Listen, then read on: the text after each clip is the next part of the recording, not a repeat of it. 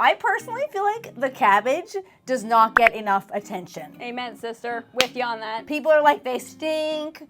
They're like not that pretty looking. What can you really do with them? They had their moment with the coleslaw there for a second, like a couple years ago. But now I feel like everybody's like over them. I'm not. I'm not either. And I know you're not. And I have said many a time, I actually welcome the scent of them. Okay? I do. Well, I don't know about that, but they taste good. And there's a million ways to make them. So this video is all about giving the cabbage some love. I can't wait to see what you got going for us, honey. I'm really intrigued because I just bought a cabbage. Okay, well, Napa, what type? baby. Napa. That's what this is. Seriously? It's a Napa. Beautiful. One of the things I love about a cabbage, this one's about the size of my head. Oh, okay. I was like, what are you doing? Are you trying to say, like, hit who were better, that hair or your hair? I think you win. No, okay, so what I love about a cabbage is you can get one still for relatively cheap now. Okay, don't say that too loud. I know. It's one of the best kept secrets in the grocery store still. Yeah, there's so many things you can do with a cabbage. They come in so many different varieties. This one's a Napa. I like a Napa cabbage because it has like those crinkles in it. Mm-hmm. Texture city. Totally. And so you could definitely do like a soup or something, but one of my favorite ways to make them is cutting them into quarters and grilling them. Mm-hmm. I love this one. This one I would say is a little bit sweeter. Therefore, it's going to get a little bit better, more pronounced, darker grill marks. I like where you're going with that. This one, I find a Napa cabbage is also not wound as tightly as like a green cabbage or a red cabbage. It's not as dense. Yes. So those other types of cabbage Red is wound tight. It is. Tighter than the lid on a pickle jar. Yeah, it totally What's that from? is. Little Giants. Buddy! So those cabbages are great too, but I like to save those for sauerkraut. So if you, again, a great use, if you can buy authentic sauerkraut that's got all those beneficial probiotics in it, but it's like $10 for a tiny little jar. This gal makes her own. And it's so easy. All you need is cabbage and salt. So buy your own cabbage, preferably organic. Otherwise, sometimes the regular ones do not ferment because they have so much pesticides on them. But if you can't find an organic, you could use a regular one, and it will work. It might just take longer. Okay, I have to say I love that you're not going typical slices, which that's what I thought you were gonna do. You're doing wedgies. I'm doing wedgies. And the trick to doing wedgies is to leave the core in. Mm-hmm. So a lot of people will cut the core off because it's too tough. You can't hold eat it together. But this is what's gonna hold it together. Otherwise, it will unfurl on the grill and you'll just be getting layers everywhere. Mm-hmm. I know that from personal experience. Yeah. And on that note, can I also just say that a cabbage is not a steak, people? I swear to goodness, I was waiting patiently to say that myself. I can't stand when you go out to eat at a restaurant and the vegan option is a cabbage steak. Or a portobello steak. A veg is not a protein substitute. No, and like just because it's cut into a thick slice, that's great, and I'm sure it tastes great, but that ain't a steak. Don't call it that. Don't treat it like that. Thank you. And on that note, we've said this many, many times. Cauliflower wings ain't wings. That's a side dish. That's a breaded cauliflower, which is delicious, yeah, but it's not a wing. That ain't wings. So my oil of choice for this is avocado because you need a high heat oil. And on that note as well, we want to take the time to really season up the cabbage. Mm-hmm. So cabbage, any vegetable really, I think where a lot of people go wrong is they will under season or not season at all because they just don't know what to put or whatever. If you're making any vegetable, you have to make it taste good. So cabbage also does have a lot of flavor on its own, I think. It does. And it smells so good. But take this opportunity to add a lot of dried herbs and even fresh herbs if you want. Look at this giant mountain of what is it? This is the garlic powder. So I have both. I have garlic powder and onion powder. Good. I like the combo of both. If you use a lot of this, I buy it in bulk. It's cheaper that way. Some things still are cheaper in bulk. Yes. But on the note of salt, I will say we were just on our local morning show talking about vegan pantry staples. I think people can get carried away with the cashews and the nutritional yeast and all the expensive things. Salt is such a staple for anybody's pantry, but particularly vegans because salt brings out flavors in everything, and vegetables need that help too, or else then they're just bland city and then they get a bad reputation. Yes, and I think people, like especially cabbage, people are like, oh, what does it really taste like? But this cabbage is going to taste so good because we've just put so many different dried spices on it. But still minimal. You're not masking flavor here. No. You want it to still taste like cabbage, but you're still adding flavor. And we're doing both sides. So don't forget, don't just do the top. Take the time and flip it over and do the other side the exact same way. Yeah, it's just like a piece of meat. You're not going to just season the top of a chicken breast. You're going to season every nook and cranny. So I wanted to roast, initially my plan was to roast the cabbage because then get it all nicely browned all around. I thought this would be a perfect unit to do that in. We live in Canada. Does that say too cold? It's quite cold up here. It's like too cold, Kiki, go back inside. It's like, no. It's like, I don't think so. I had a panic attack. I was like, this is my plan for today's video, especially because it was so cold out. I did not think this was gonna happen. This this unit obviously doesn't know us. Weather doesn't stop us here in Canada. We grill all year round. There's no such thing as barbecue season. There's no such thing as outdoor cooking season. We cook all year round. Thank goodness you had this. Was this inside? No, that was just right beside it. So I didn't have fire up? Well, I didn't have high hopes for it. I turned the dial and I was like, please, these would be fantastic over charcoal, but I wanted to do this on. Yes. So it was going. Happy dance if I ever saw one. That'll warm you up too in that weather. It totally did. So I've got what temp was the day? I need to know the temp. It felt like -20 out with the wind chill. I'm sure it was like -30. That's chilly, baby. It was really, really chilly.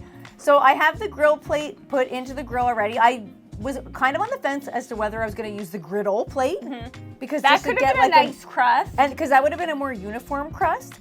But I wanted to see if this was going to get grill marks, and I was like, I do have high hopes for this. I think when it comes to grilling, either crust or grill marks, either way, that's going to be delicious, but there is something more special about pronounced grill marks. I thought so too. I thought this is what would take this to the next level. Now look, this is no pellets added.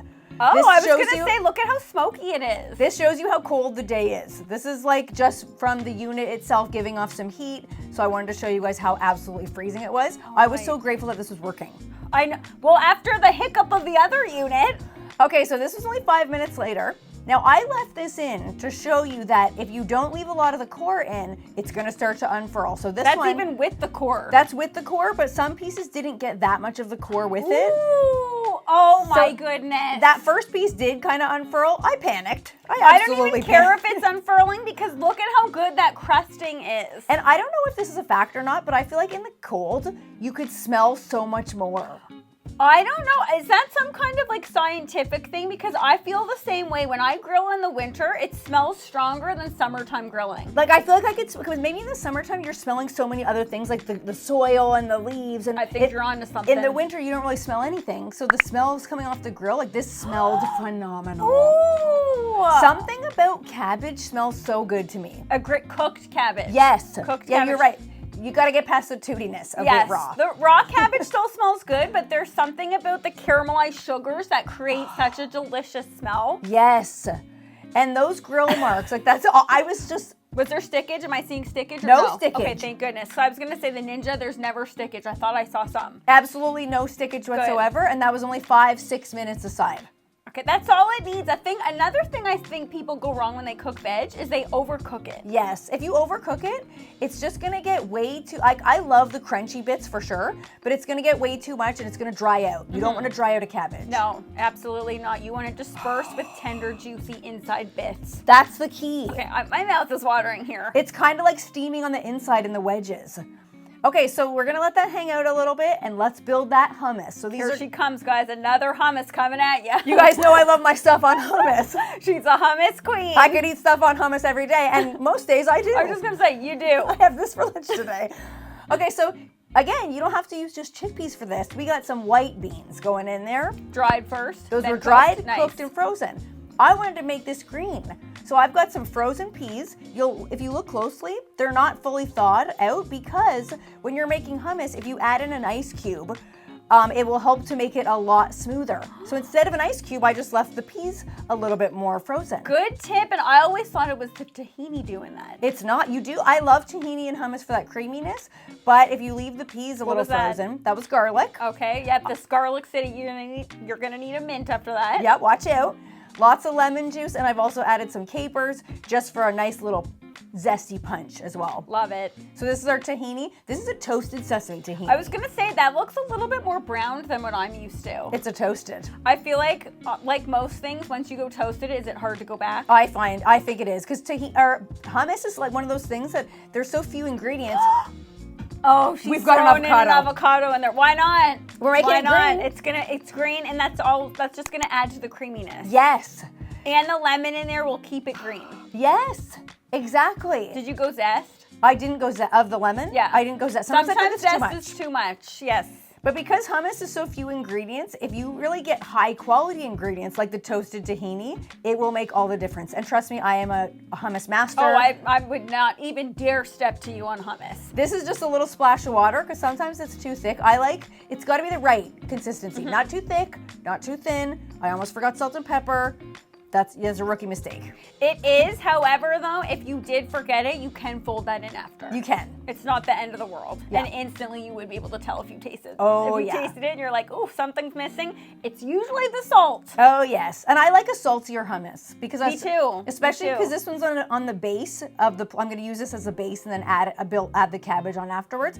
You want to make sure every element is nicely seasoned. If I need water later, fine. Yeah. If I need to just chug water because I've added too much I salt. actually like that sometimes. That actually makes me want to drink more water. You Me get too. too salty and you start guzzling and you're like, there's my 8 glasses. You're like, I did this to myself. Yeah. I'm to blame for this. So this, Okay, color. Oh my goodness. isn't that beautiful? It's like a lime green. I wasn't picturing it to be lime. If you added some like parsley or cilantro, it would or even Darken spinach. it up? Yeah, it would get a Ooh. really more darker green. No, I like it this. Oh, the colors. I love this bright colors. I feel like, you know how everybody knows you eat with your eyes first.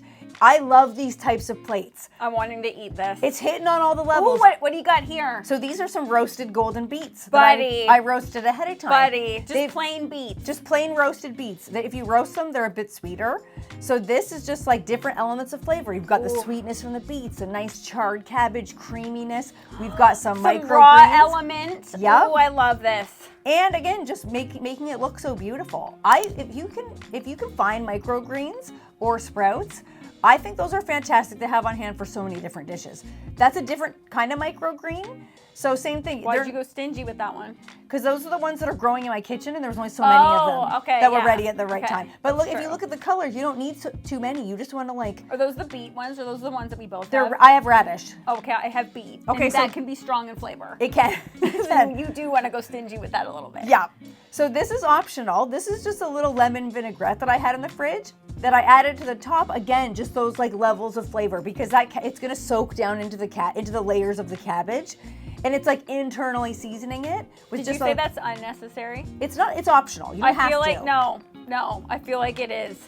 I feel like it is. That is absolutely stunning, buddy. That's one of the most stunning things you. Okay, let's not have an injury happen here. You think so? That's one of the most stunning things that you ever created. The colors, the textures. Instantly, I know that was like sweet, salty. There's a little touch of vinegar flavors because, or like, what's the vinegar flavor? Like Not the vinegar, vinaigrette, but tart. like Tart. brightness. It Yes. just brightens it all up, especially when you're making a vegetable on the grill, like a cabbage or any vegetable that's gonna be cooked.